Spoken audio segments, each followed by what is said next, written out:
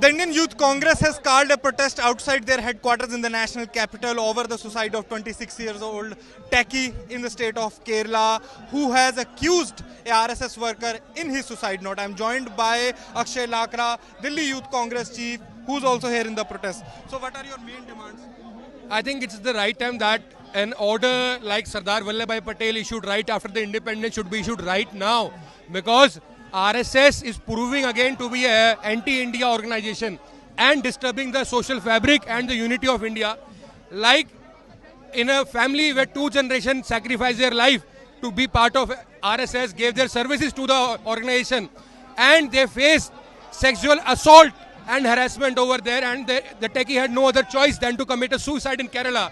Not only in South India, but if you look in North India, the mindset and the ideology of RSS has even led to spew the hatred in the state of Haryana, where the ADGP Y Puran Singh committed suicide. And it is happening across India, and it is the right time and demand of the Youth Congress that the order like Sardar Vallabhbhai Patel issued to ban RSS should be issued right away.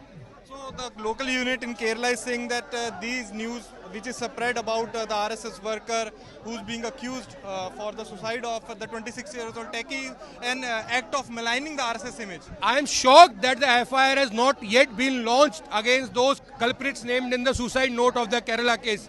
And not only the suicide note, the witnesses related to the case have not yet been examined, and it is high time that the left government in Kerala takes action against such kind of anti-Kerala, anti-human activities taking place in the state, and we demand a ban on the RSS immediately.